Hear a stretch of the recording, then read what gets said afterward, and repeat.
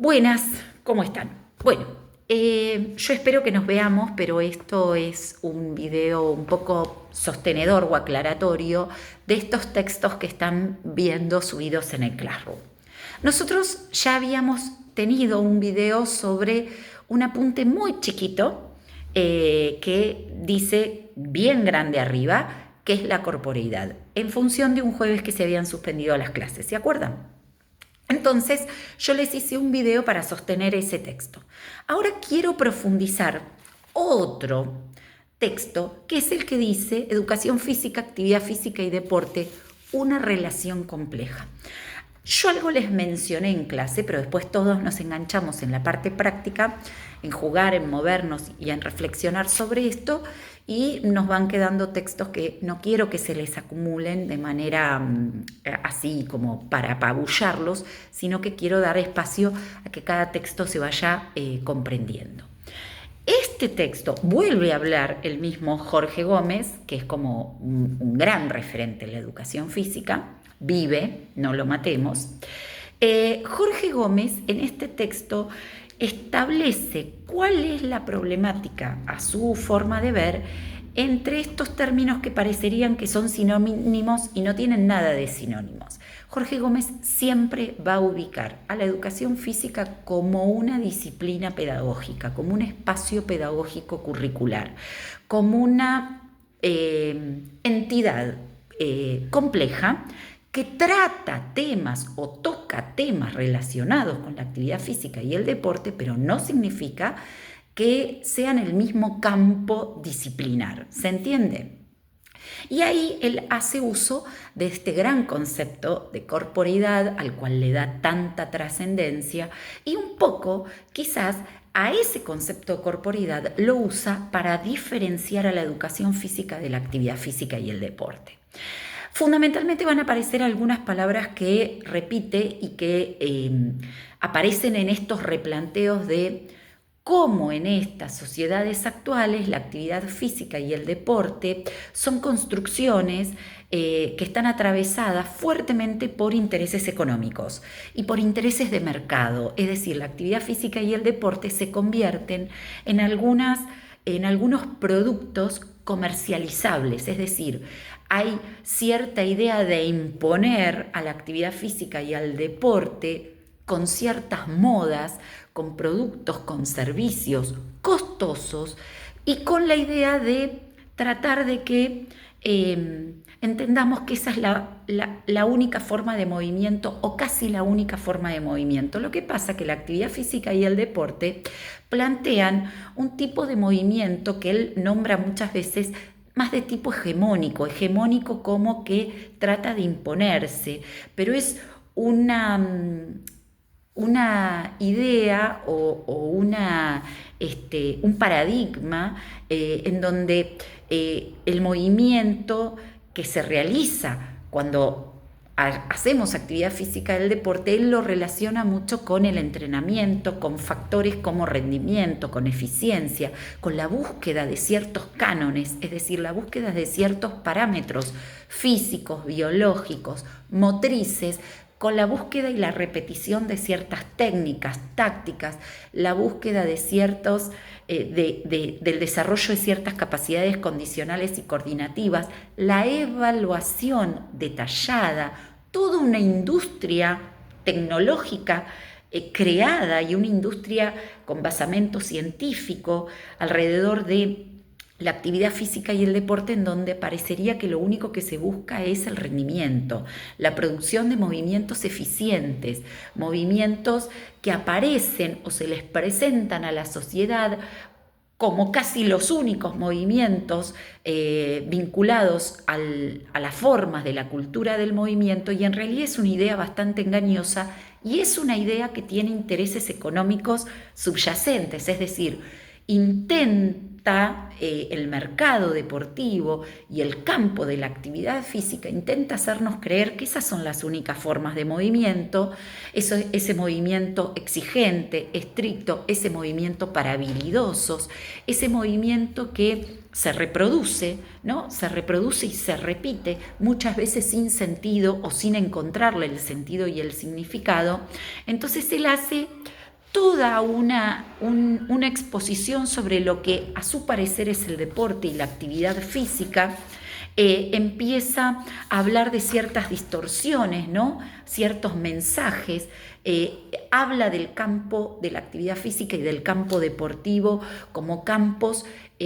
atravesados por numerosas variables políticas, sociales, económicas, que tienen vínculo con el campo educativo y que tienen vínculo con la actividad física, pero que de ninguna manera podemos reducir a una disciplina pedagógica con contenidos de actividad física y deporte, y menos con esa mirada exitista, esa mirada resultadista, esa mirada de búsqueda de parámetros y de evaluaciones, en donde todo el tiempo se está evaluando la forma de realizar esa técnica, la eficiencia, el rendimiento, la efectividad del movimiento, la efectividad de la táctica, y él vincula y lo menciona muchas veces a esta actividad física con distintas modas. Entonces en algún momento pone ejemplos de funcional crossfit,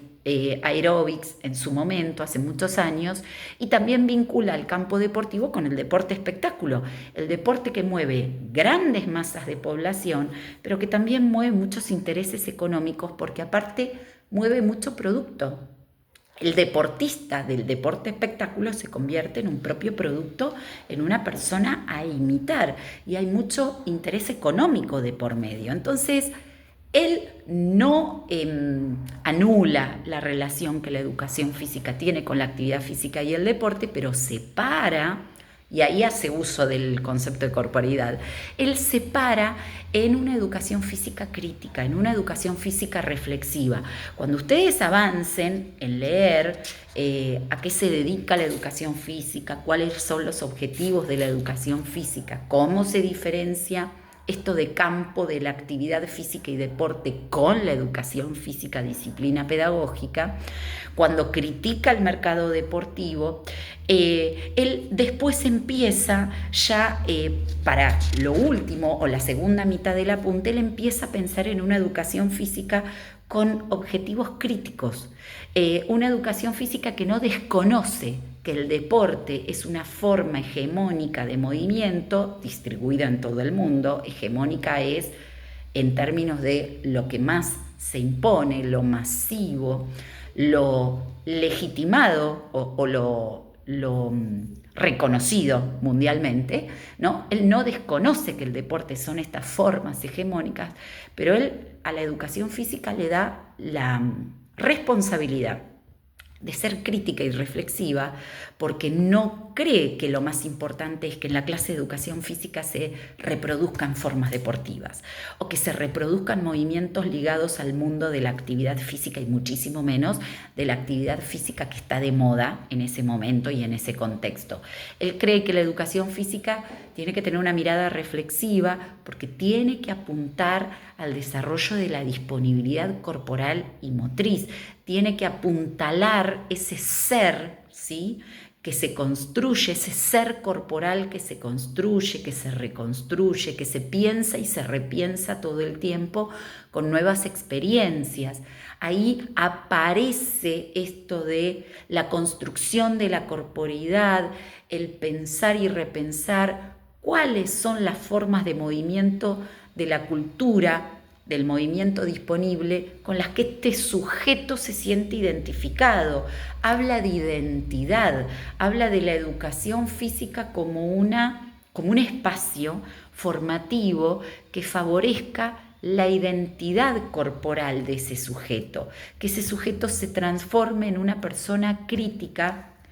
consigo misma, pero con el entorno, y que adopte formas de movimiento que le permitan vincularse mejor con sí mismo en este diálogo con su propia corporidad, con su evolución, y en un diálogo y comunión con el otro. Entonces habla del disfrute, habla de formas de movimiento compartidas, habla de formas de movimiento en donde la competencia y la competitividad estén en un segundo plano, porque se prioricen objetivos que tengan que ver con el acompañamiento, con formas inclusivas de movimiento, no con formas competitivas excluyentes y discriminatorias. Ahí es donde la educación física tiene que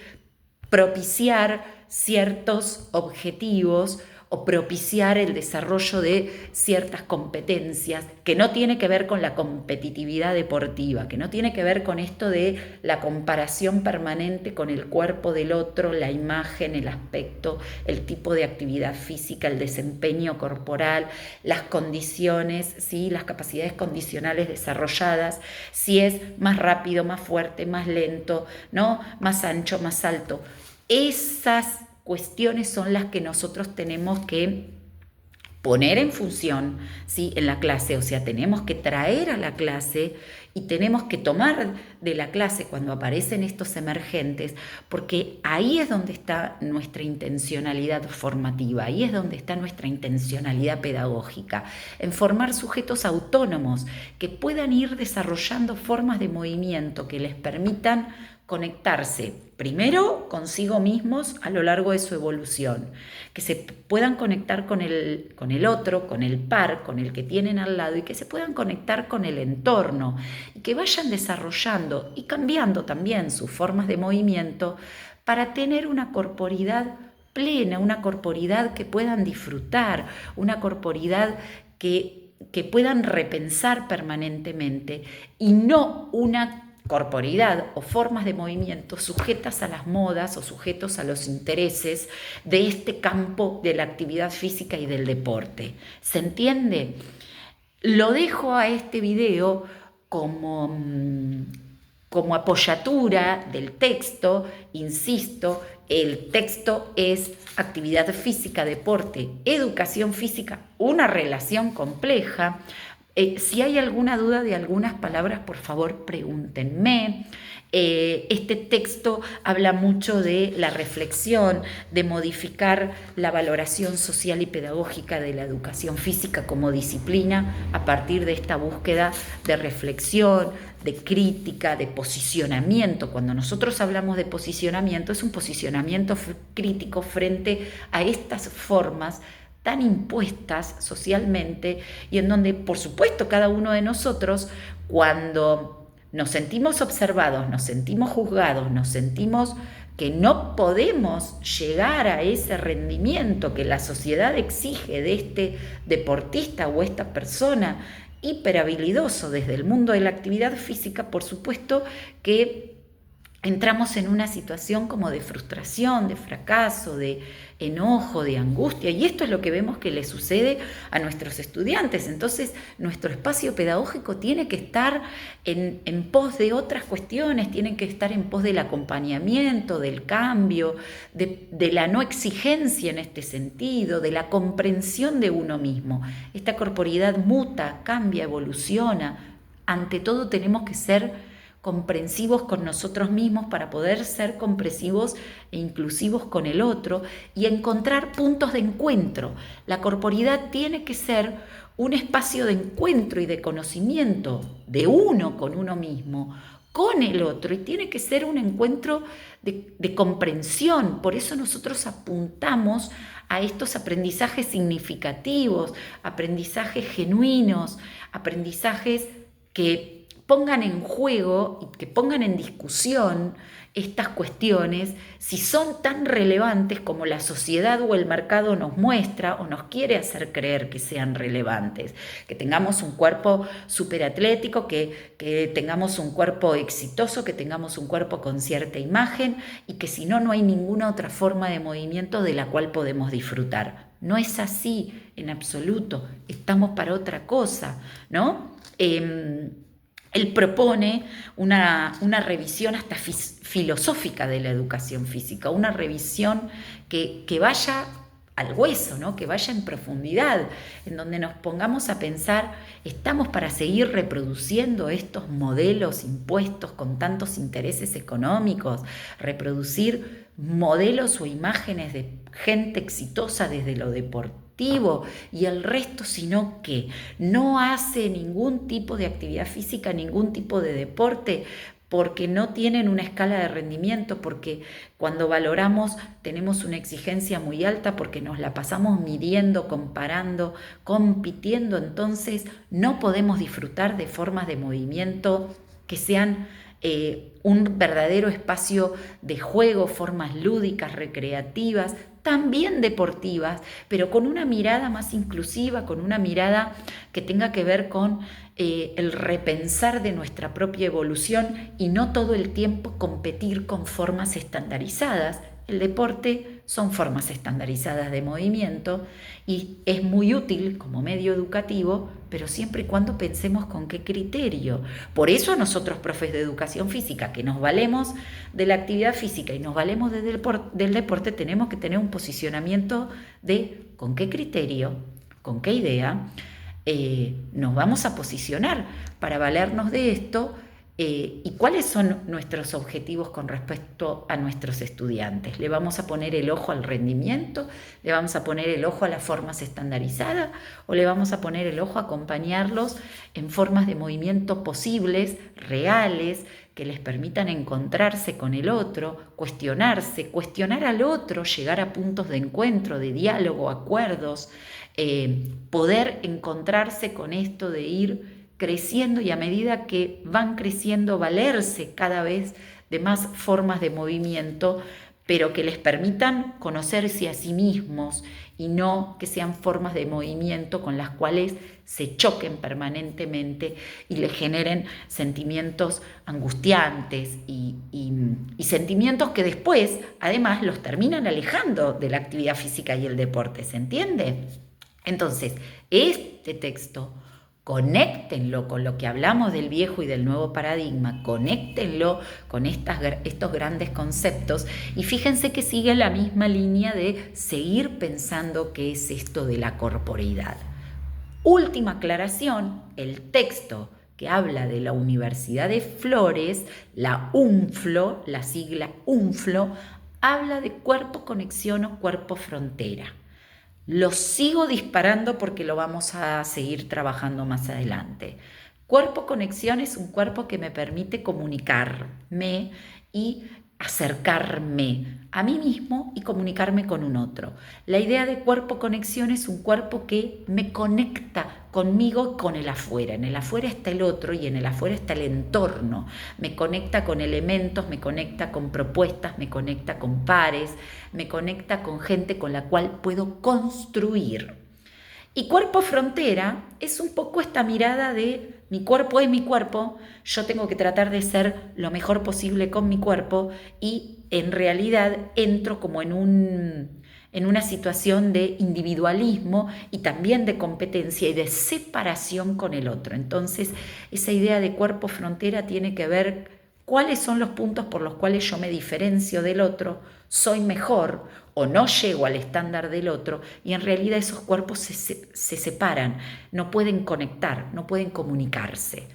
Hago solamente esta aclaración para quienes pueden ir siguiendo todo este marco teórico y el apunte de la UNFLO lo vamos a desarrollar juntos o en un próximo video o en una próxima clase. Pero quería hacer un video aclaratorio del apunte de Gómez para poder ir cerrando esta línea que después avanzará con los conceptos de cuerpo conexión y cuerpo frontera. Lo único que les puse en el Classroom es que traten de identificar palabras con las que puedan empezar a pensar qué será esto de cuerpo conexión y qué será esto de cuerpo frontera. No más, así no los mareo. Les mando un beso.